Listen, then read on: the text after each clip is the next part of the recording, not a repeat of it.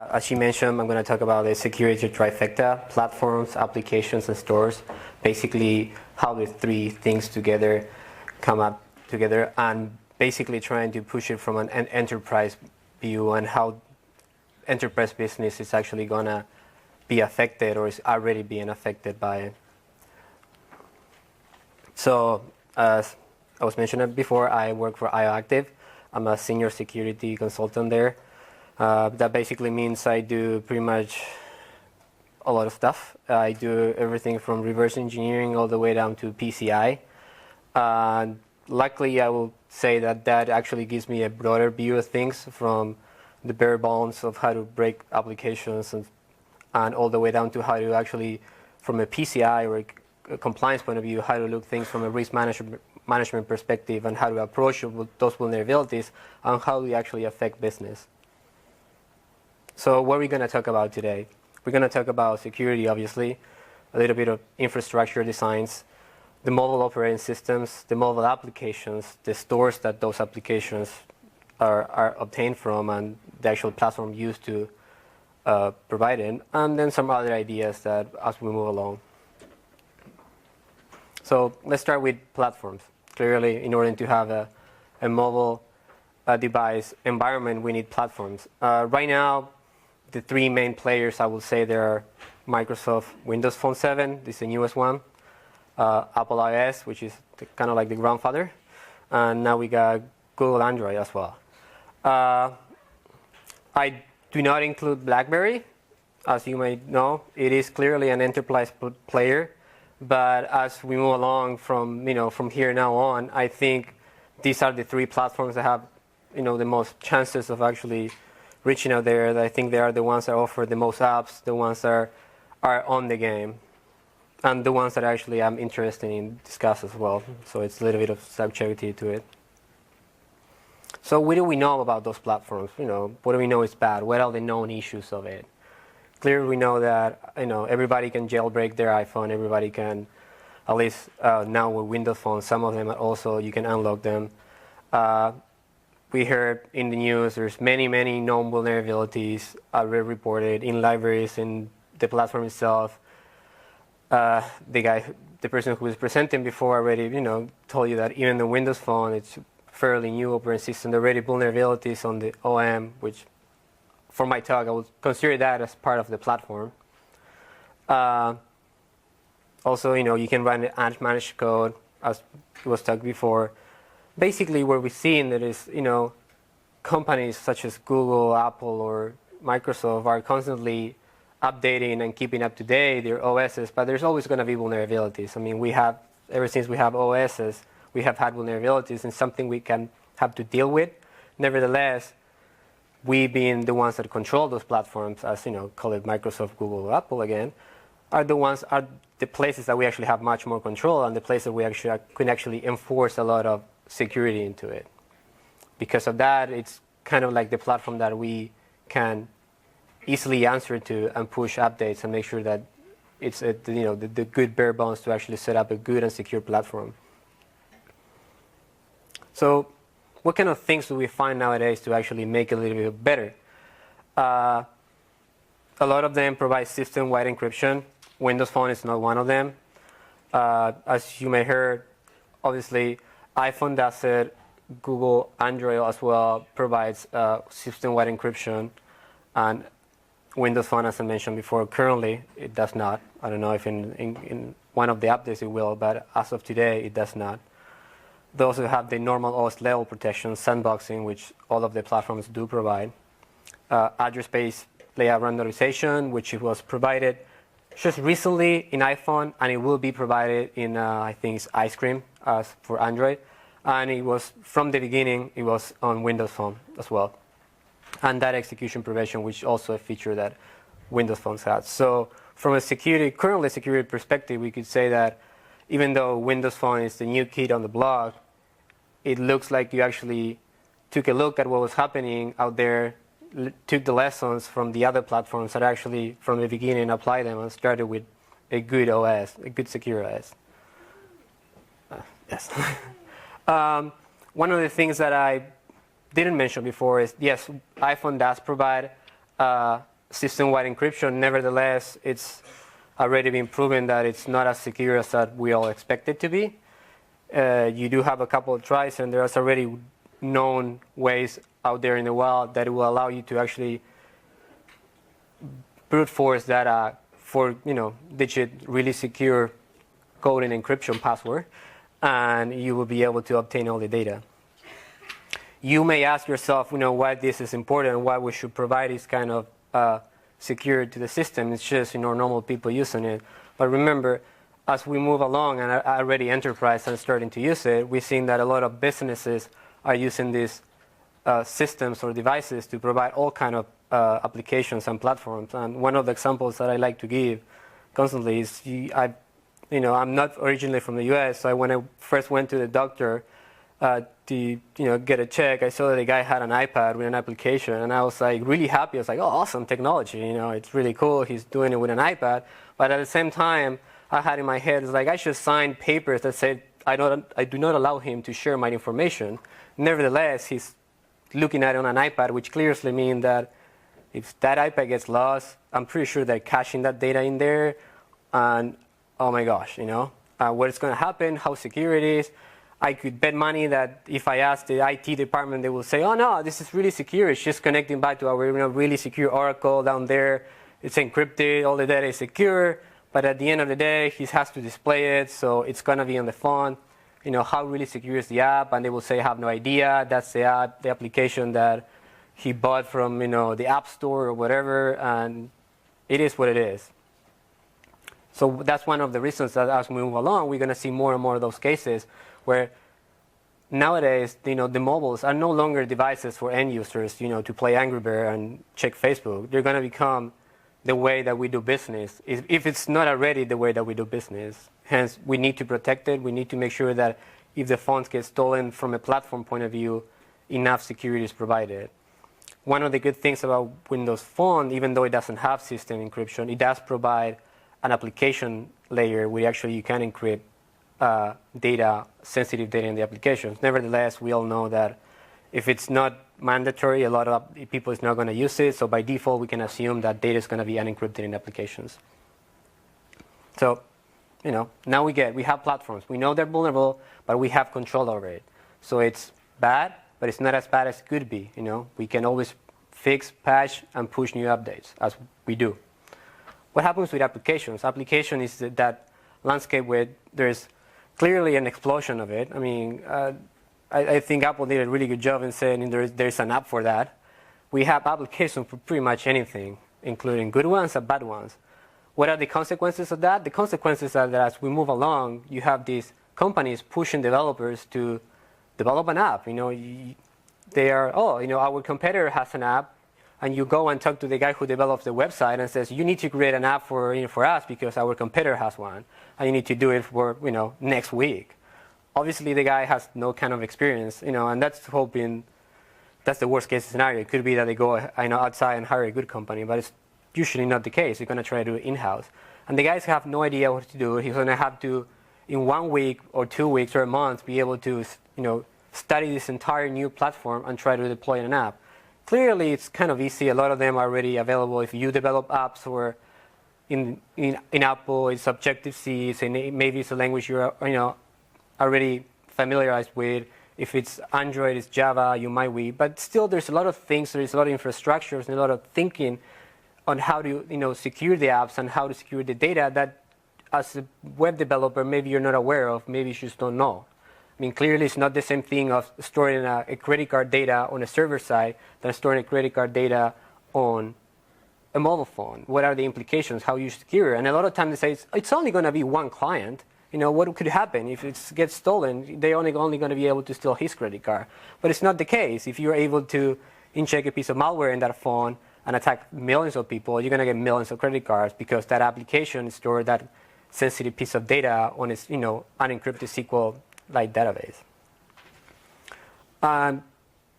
Given the fact that we do work in a company that has security, one of the things that we do run into it's a lot of times lately, it's companies coming to us to actually check their applications. So as we started checking, and I actually personally started getting into more like I started with Android applications, I kind of felt back like I was back in the 90s, early 2000s, where I was doing web app assessments.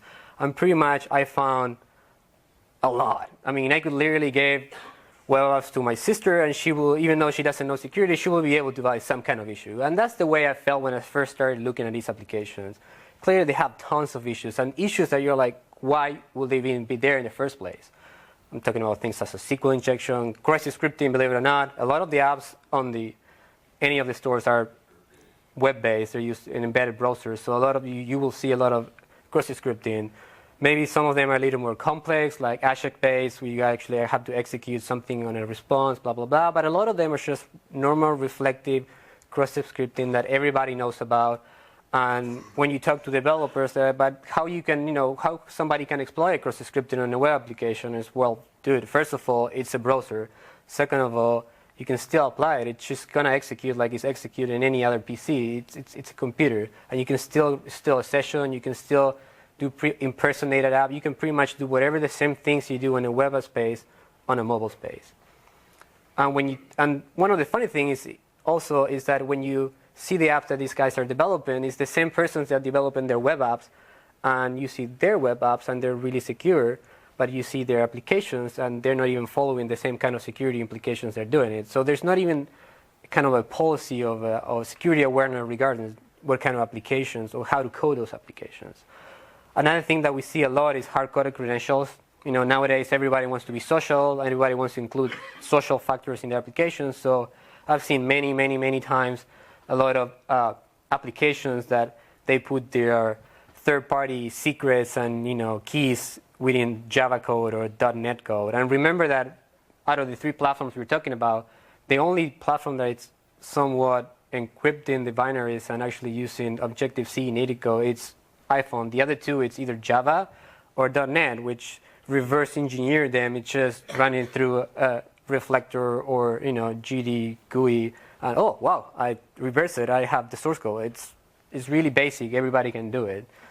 Last but not least, as I've been mentioning before, we have insecure credential storage, which is clearly something that a lot of applications are doing. Nobody's paying attention to it. How do you secure? Everybody's just storing the data. Nobody cares if it's on a SQLite. A lot of people don't even know where they're storing it, even just plain text passwords, etc. And a funny story regarding that is, while a couple of my partners were playing CTF or BlueHat, one of the forensics analysis, I don't know if some of you actually did play this year, it was an iPhone forensics. And I was talking to them, they were laughing because apparently the guy who was preparing CTF bought an iPhone from a person, and he wiped it to try to only leave data that he needed it, I guess. But as the guys who were doing forensics, they started getting more into it and rocking it, and they actually were able to find, even though the phone supposedly was wiped or clean, whatever, they were able to find where the guy sold the iPhone, the GPS location, his Facebook credentials, his app credentials, etc. And it was so funny. I mean, we clearly pinpoint where the guy lived, where he went, where he bought coffee, where he sold the phone, etc. And that's iPhone. And the same thing happened with an Android. As I inherited an Android from one of my coworkers, an Android tablet, he wiped it in front of me 3 times using the default Android wipe. And after I started using it for a week, went to a website. I went to facebook.com to log in, and guess what? I was logged in with his credentials, which I obviously took a screenshot. I was in Europe. I took a screenshot and I emailed it to him. It's like, hey, I have your Facebook, dude. It's really good wipe, by the way. And the same thing happened with Google Music. The same thing happened with a lot of applications. So every time I try to log into the Nuke application, it's like, oh, your credentials failed, whatever. And I'm like, no, I'm not that person anymore. And I try to wipe it myself 2 more times, and the data is still there. So clearly the system wipe data, it's not as good as it should be. And a lot of the applications just keep the data there. And imagine as we move along and we expand this to an enterprise market, what would happen if the CEO wants a new iPhone or a new Android tablet, and that tablet, he gets the newer one, and that tablet gets reassigned to a new guy? Can you imagine what would happen? It's one of the secure apps that actually has all the financial data that the CEO clearly has the right to access, but the other guy doesn't. And if you expand this to enterprise businesses, it's starting to get really scary because we see that we don't have any kind of solutions of how to fix these things. Oh, sorry. So again, let's go to iOS specifically. I mentioned already applications are encrypted by default. They're Objective-C binaries. As I mentioned before, they're susceptible to the same vulnerabilities that any other application. Although we do have support for system-wide encryption, nevertheless, it's not there. I mean, as I mentioned before, we can do it, but it's bypassable. Hopefully, it's going to get fixed. We thought it was going to be fixed on 5.0. It was not. It's also, the same vulnerability is still there, so hopefully it's going to be fixed in the next update, or the next one, or the next one. But hopefully it's going to be fixed.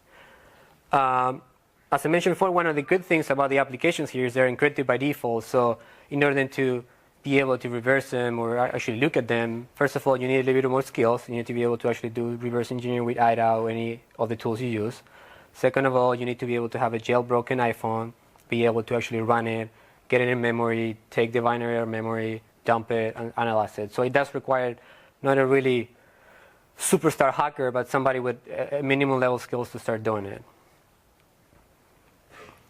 Windows 7, or Windows Phone 7, sorry. It's sub-based.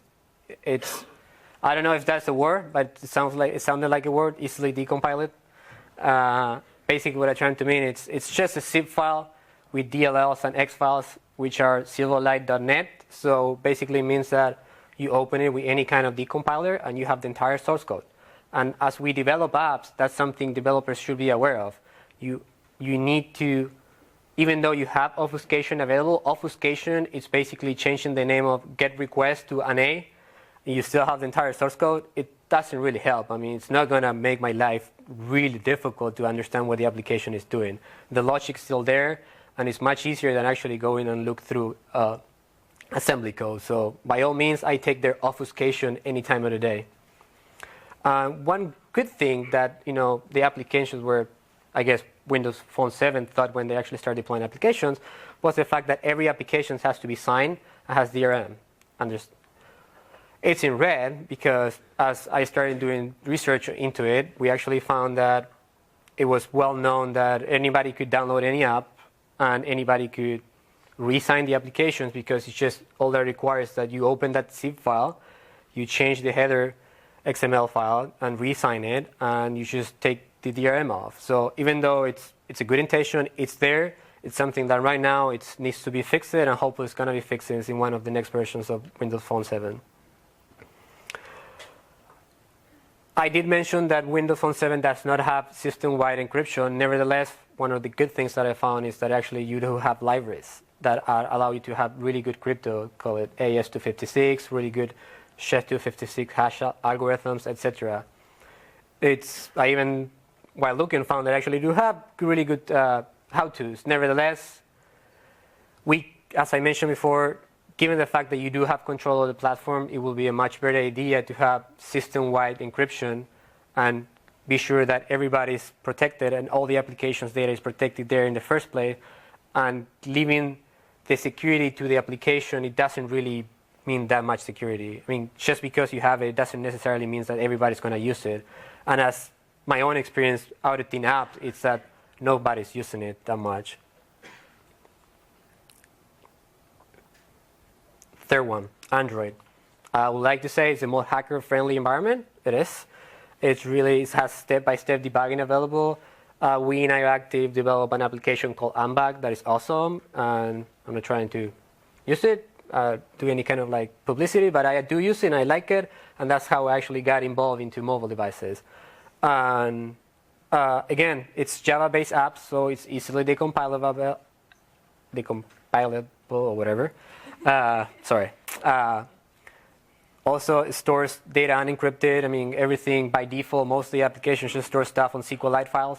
Apparently, I don't know, but SQLite files are encrypted. That's my assumption, that everybody thinks they're encrypted, or that developers think that they're base64 encryption or something like that. I mean, I really don't know why everybody is doing SQLite databases and dumping really sensitive data in them without even actually having a username. Most of the time, you just go double-click, you dump that SQLite into a into a little file, and you will hope they have some kind of protection, and nothing. You just double-click it, open it, and read it, and there you go. You start copy-pasting everything. I was like, yeah, I have vulnerabilities. Thanks for making my life easy. One of the good things, and actually I think is so far is one of the strongest features, is that it does support full disk encryption, not only for their main OS, but also for the SD card that you can actually get. Nevertheless, if you start talking to even to security people, if you use Android, raise your hand if you actually have full disk encryption. My experience tells me that not even us use it. So if you expand that to a enterprise level, it will really mean that you will have a lot of phones out there. Well, actually, we do have already a lot of phones out there that all their data is unencrypted. Everything is just going there. We have a lot of sensitive data, and they get lost. And guess what? All that data now belongs to whatever criminal actually picked that phone. And let's just hope he doesn't have bad intentions. Okay, now we move along to the other one. We do have apps. We know that apps are vulnerable and we can actually exploit it and do whatever. But what happens if we actually have malicious apps? Can we push malicious apps to the stores? And the truth is that yes, clearly we've seen it in the news, and it's kind of like the newest trend. We have malware, spyware, impersonating apps. Those are my best. You don't need to do anything bad. You just copy paste the binary from Bank of America, do Bank of America Español, and ship it again as a new one. It's gonna go in Android at least. It's gonna in the marketplace. It's gonna be accepted. You don't need to. You only need to pay $25. It's not a lot of money, and there you go. Starting collecting credentials. I guess a lot of people will want a tool in Spanish. I mean, at least me, maybe, and actually that's something that's been happening. A lot of banking apps in Chinese were pushed as the true app, and there was just a mere copy of the application that was just stealing credentials. And another thing that I will think is happening is hidden payloads on really good apps. Well, we know that from a perspective from the Android marketplace, we can push apps easily, but how we can actually do it on the iPhone and on the other markets, hopefully, I would think that that's something that's already happening. We're seeing it with the malware apps that are hiding themselves, but we haven't seen it on the iPhone and on the Windows Phone 7, but that doesn't mean that because we haven't found them, it doesn't mean that they're not happening already. So how do we actually secure apps? I complain about the apps, I say they're crap or whatever, and now, but how do we actually, there has to be secure apps. A lot of people is actually doing the things the right way. So one of the things we need to do is better encryption. All the platforms should have encryption available. They should have options and really good manuals and procedures on how to actually create encrypted databases, what kind of encryptions are good. In the SDKs, they should have really good encryption methods available, etc. Obviously, better certificates, and that's one thing that even though it's bypassable right now, it's one good thing about iPhone and Windows Phone 7. Their apps are encrypted or signed in, and they have DRM on it. So that would prevent somehow from applications being used in the wrong way. And the last one, but the one that is actually most important, is code reviews. Come on, code review your apps. I'm not trying to say you should go to a third party to do it, but at least have somebody else in the company review that app, do a little bit of code, make sure that that it's done the right way. And that's something as I've seen and review apps myself, it's something that I actually realized that I'm pretty sure a lot of these apps have no sort of code review whatsoever. Because if they have gone through a code review the same way in their other web applications or desktop applications went through a code review, a lot of the findings that we'll be finding, they wouldn't be there in the first place because they're really obvious. They're really just there. Hard-coded credentials on the Java code is something that not even a security guy has to be aware to realize that might be bad if somebody actually is able to get that. Last but not least, we move to stores. We have the platforms, we have the applications, but without the stores, we wouldn't have the revolution that we had. Nowadays, because of the stores, we can download an app for pretty much anything. All the way from the little light app that I use when I'm barbecuing, because my building has awesome barbecues, but they don't have lights next to it. I don't know why. So I'm always trying to make sure that it's well cooked with a little light.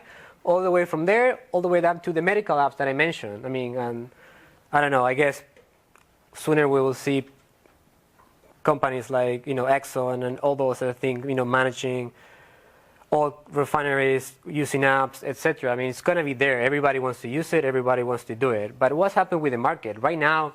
What we're seeing is that the three biggest markets, the App Store, the Windows Marketplace, and the Android Marketplace, are pretty much available to everybody. There's no an enterprise point of view to it. Everybody can download any app. As long as you pay for it, you can download it. There's no tools for any of the platforms, and at least not good tools. I was impressed when I was looking at it that the most enterprise-ready tool out of the fully platform is the iPhone, which nobody will think the Apple it's enterprise fully oriented. It will think about it as a more trendy end user, but nevertheless the iPhone configuration tool is the one that has the more options to actually freeze and set up from an enterprise level those phones. Having said that, I'm not saying that it's perfect. I'm just saying that it's the best out of the three. Okay, so when we talk about stores, how secure they are we aware that companies are doing pen tests and secure reviews and all sorts of things against those servers? I mean, they're the main holder of all the applications and hence all the security that and all the malware and all the bad applications that could get possibly installed to you. Who's responsible for it? What are the security controls and enforcement for it? And most important, are they enterprise ready? Can we right now go and trust the stores to be sure that our employees are going to be able to, work with it without any kind of security issues? So with that, we do know that actually they do have issues. And one of the issues that I found more important is the fact that we actually have the application acceptance process. As I commented before, in Google it's pretty much here's my $25 and here's my app, and I'm done. That's the entire review. Hence, that's why we have a huge list of malware, spyware, and all of the above in their marketplace. On the other hand, the iPhone, the Apple, and Microsoft are a little bit better. They do reviews, but nevertheless, I mean, what is the review process? 2-3 days? So, I mean, I'm pretty sure my company would love to hire those editors if they can go through apps in 2 or 3 days. I mean, seriously. Then most surely are either automated tools doing it, doing code-based analysis or static-based, or doing code coverage to make sure there's nothing weird. But the truth is that somebody with enough skills, not a lot, but enough skills, should want to hide a payload in any of those platforms. The odds are he can do it. I mean, you could easily hide a payload on a JPEG and have some weird kind of time approach to launch that payload that will never be executed when they're auditing that app. It's not going to be covered, and you should be able to do it. Yes, you will have to have vulnerabilities to actually be able to escape from the sandboxing, etc. But given that those are there, and we are aware that we do have vulnerabilities, what are the implications of it? Do you really think that that's not going to happen? So, real life cases. And as I mentioned before, I waste many, many days while I was researching and searching for malware on the 3 platforms. And the one that the winner was Android. And those are from 0 to 9, I guess. If I come right now, it's 6, 8. There you go. 7 or 8. You got Droid Dream is the latest one. But all of them are known, well-distributed malwares in the Android marketplace. Android, it's whenever somebody reports it, they take them out. But by the time they take them out, they have infected many, many, many thousands of users already. So you will think, what do I care? I mean, it's just apps, users. But again, let's take the approach of the enterprise. What would happen if one of these apps was targeted towards company X? And, we already seen there's a lot of targeted companies right now from a social engineer or from a mobile point of view. What would happen if those are targets? What will happen if I publish, I don't know, a Lockheed Martin application, or something like that?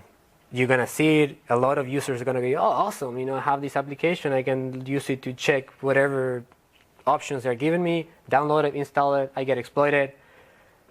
It's going to take Google more than a couple of hours to actually realize that that is even going on there. So by the time they realize, you're going to have a lot of people infected. The mobile devices will be infected. If they're fully rooted, that means that right now you have pretty much an entire computer at your disposal that there's a really high chance that when that employee goes to that company, he will say, oh, you know what? My 3G sucks. I really would like to use the Wi-Fi from the enterprise. And there's your jump point. That user will most surely connect to the Wi-Fi. And now you have from Wi-Fi, and then you can go to copper. And once you realize a company got hacked because somebody published an app on one of the app stores. So when you start thinking about those things and about those scenarios and putting them all together, we realize that we're starting to use a platform and we're not even realizing that we don't even have the enterprise tools to be able to manage it, and it starts getting scary and scary. So, I did talk fairly bad about the marketplace, but about the other two, iOS and Windows Phone 7. I couldn't find any known malware that is already, but I kind of drop a question to you. Is we have jailbreakme.com. Do you really think we don't have malicious persons already exploring those vulnerabilities? I mean, if a person can easily go to a website and hack his iPhone and get rooted, do we really think nobody else is doing it? I mean, come on. They might not be doing it through a malware app, but they're clearly exploiting it. I mean, if you can do it for fun, you can definitely do it for profit. I mean, if I was a bad guy, I would do it. I would definitely take that jailbreak website, look at it, try to get the vulnerability, or the same thing with the PDF vulnerability in the iPhone. I will definitely do it. I'm pretty sure, Alex, if you could run out of a job, you have a couple of exploits already. But it is true. I mean, the way I usually think when I have to, do risk management to my client, it's if I was able to find it, it clearly means I'm not the smartest guy in the earth. So it clearly means there's going to be people that's way smarter than I am, and they have criminal intentions. So the odds are they're really doing it. So we talk about the stores itself, a little bit, the applications, how they are. But what is, from my point of view, their weakest point? We can fix a lot of the things, but what is my weakest point right now? And I think the worst thing that we're currently doing is we're taking this approach of a flat network for applications, basically, this flat space. Everybody has access to everything. Anybody can install any app. If it's in the App Store, you can reach it.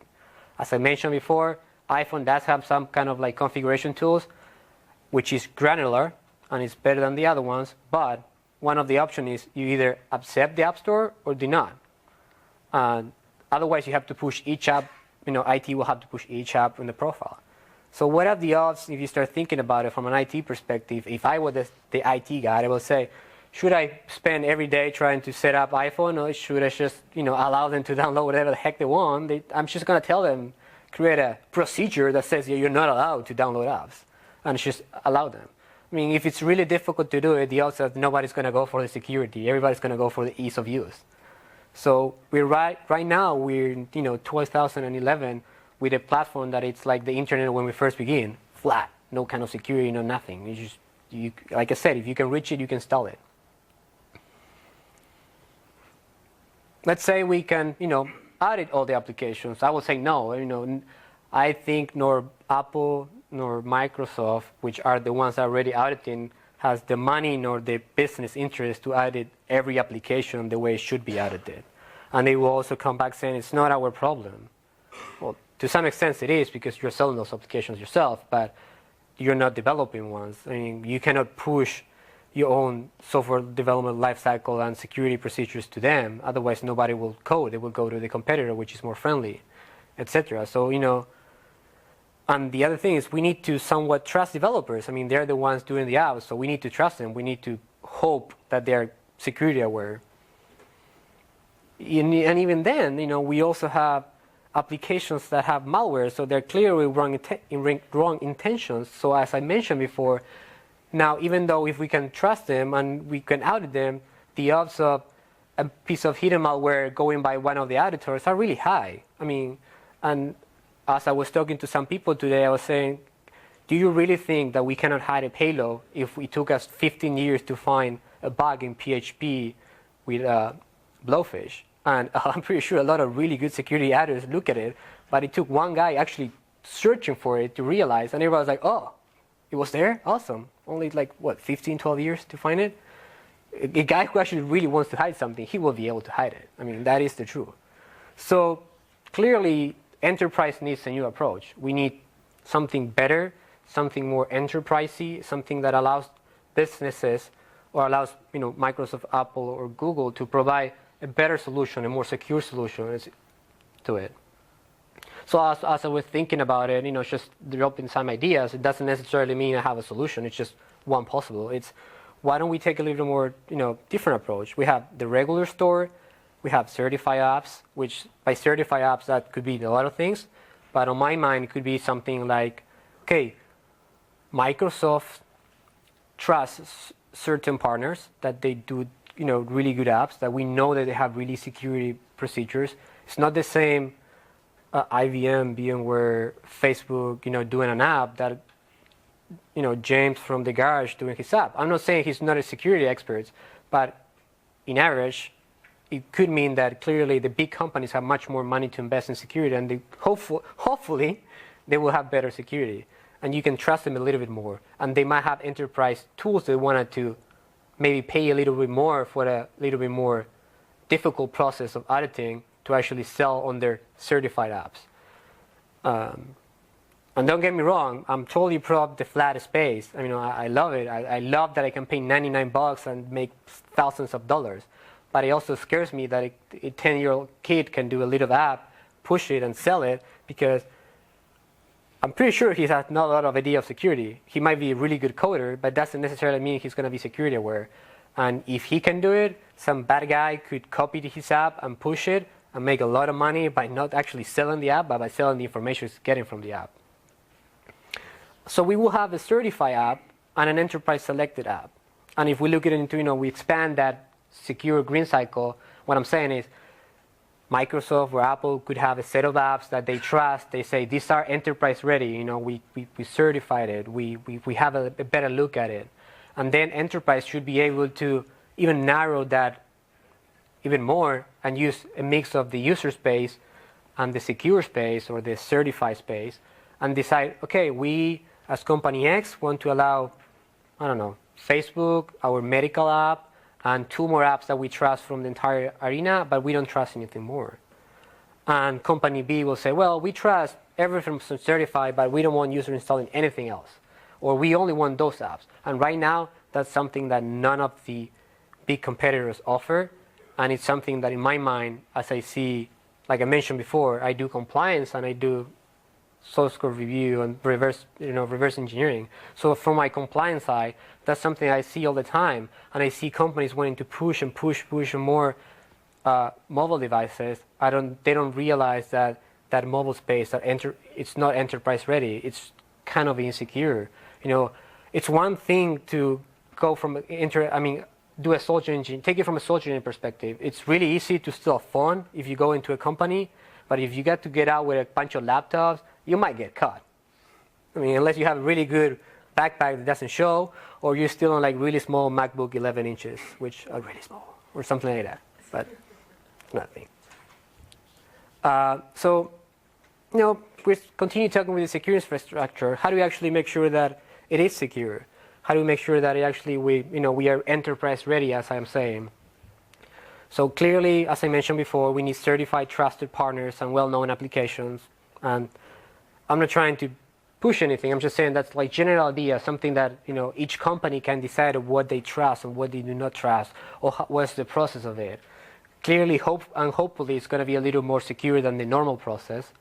So it could be more expensive, whatever, but it should provide not only reactively in the sense that we're going to add your app, but it hopefully should also have some kind of proactive approach to it, saying, I would love to see if Microsoft wants to sell medical apps that they're going to be used on the medical business. It will be nice to see if you make sure and tell the guys, if you want to do apps that are on the medical section and they're certified, these are the minimum requirements for data encryption that you need to have, because you're going to go under compliance more surely, and this is the things we know compliance or business are going to require from a security perspective. That kind of proactive approach to it will be also as well. I mean, awesome. And it could be applied to everything. But the truth is, as I mentioned before, is I don't say do this everywhere because we have millions of apps, and auditing those millions of apps, it's just pointless. I mean, you don't really need to audit fully to make sure it's enterprise ready, a little light app, because what you want to do is make sure that the enterprise has the chance not to allow that app, period. And again, and that takes me to my last one, which is, provide a better filters for applications. Being able, enterprise should be able to filter as much as they can and as much as they want. So I kind of said a lot of bad things about the mobile space and the Trifecta, but one thing that we haven't touched is we actually took this awesome idea, which is awesome. I do like the App Store, but we took this awesome idea and we didn't even put any security on top of it, and we decided it would be an even better idea to take it to the desktop side. I mean, and Apple did it, and now Microsoft is going to be doing it with Windows 8. We're going to have a marketplace on it, which anybody can install any app on it, and that's where enterprise, I'm pretty sure, is going to be really happy to find out that maybe they're not going to have any kind of limitations to it. So not only we can now infect our mobile devices, now we're going to be able to install / infect our desktops. And by desktop, our mobile devices, don't think cell phones or a huge desktop. Nowadays, businesses are done differently. And we all know, most of the time are 80-90% on our laptops or our tablets. So those are included as well. And those are the things that are going to have, those middle devices are going to be the ones that have more and more sensitive, insecure stored data on it. So the current environment for desktop, everybody knows it. We all live with it. We all hate it sometimes with changing passwords, blah, blah, blah, and not being able to install whatever we want in the business app, which from an end user point of view, I hate it. From a security standpoint of view, I love it. And I have to go to companies and tell them they have to do it and be the assessor that everybody hates. But we do have a much more controlled environment right now, somewhat well managed by IT. It's not perfect, but it's good. It's been better than before. It's centralized. We have a lot of centralized tools that allow us to have full control, manage those, desktops or infrastructure, etc. And we have a lot of applications and business around it. We have antiviruses, whitelisting solutions, and much better control for malware that we currently have for the mobile platforms. There are a couple of malware applications, but honestly, if you can push and install any app, the malware protection is not going to be that good. So let's take now that the enterprise desktop space to the mobile app. How we could do it. We should definitely have, as I mentioned before, it's not really secure, so we should, if we want to push that into enterprise, we should have much more controls over the application environment. We should allow enterprise users to be able to narrow that list to almost zero if they wanted to. Only the things they want and only the things they need. If the enterprise wanted to allow Angry Bird because everybody loves to play Angry Birds in the business, well, it's your decision. But as providers, the big companies should allow them to take that decision and filter that. One thing that is important also to remember is that responsibilities lie in the store, as we're going to talk in the next couple of slides. So, as I said, we do have the same issues as we have in the mobile environment. We are a little bit more well prepared in a lot of things, but at the same time, we're taking an approach that, in my point of view, is failing, and we're trying to take it into an enterprise environment that is already somewhat working well. So that means that we're going to do something going backwards, basically. And, and it is true, applications will still have issues, but that's not the issue in question. The question is being able to have the tools ready for stores that allow enterprise business to work with them. So one of the things that I wanted to talk at the end, once that we know all this, and once that we know that stores actually do make a cut out of it, and they are the ones hosting the applications, that they're making money out of it. So how much responsible they are for the app? I mean, what happens if something bad, happens to the Facebook app?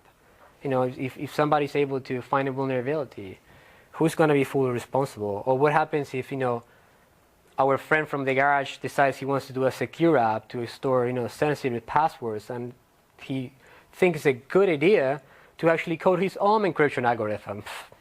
AES 256, screw that, that's bad. I'm just gonna write my own because I'm cool. And if that gets compromised, and it's happening, for example, let's say, or the Google Android marketplace with just a little malware. Do any of you remember the name of the guy who pushed the app, the malware app, or the bad app, or the vulnerability? Or the only thing that we keep on hearing in the news is Google, Google, Google, and Google. At the end of the day, it is true, it's a shared responsibility, the application developer and the store owner. But when it comes to news, nobody really cares because news don't sell when you mention the little guy. News sell when you mention Google, Microsoft, or Apple. Everybody wants to hear that, bad news are good news.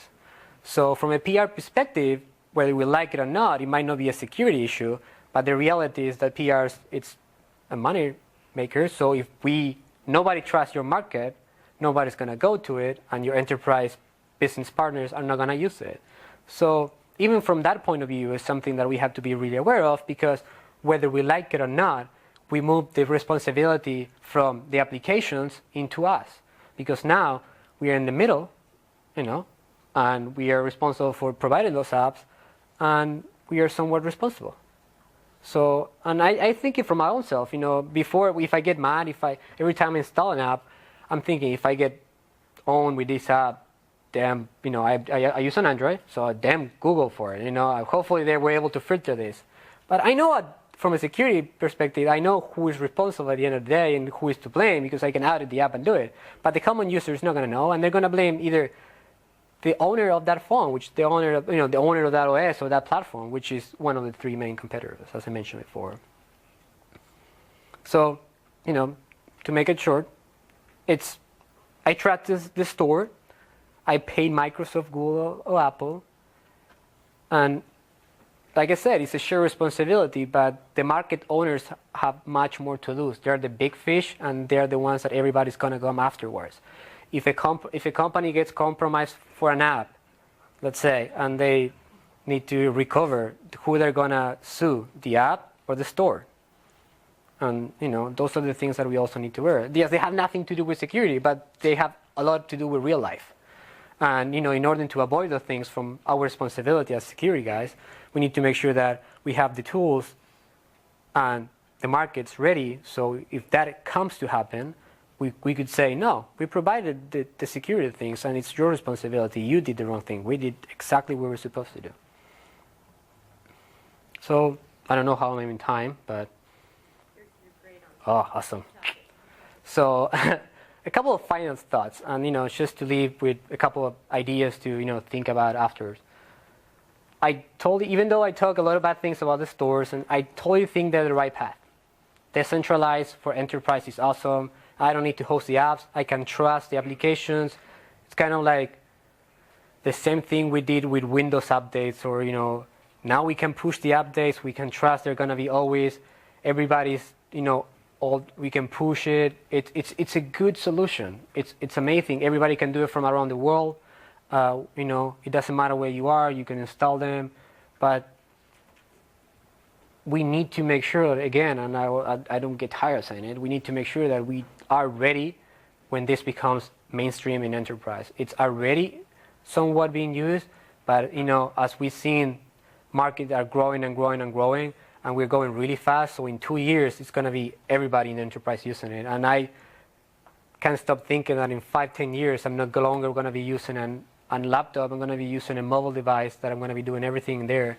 And I would like to see my mobile device enterprise ready to be able to secure all the, the stuff that I have for my clients or blah, blah, blah.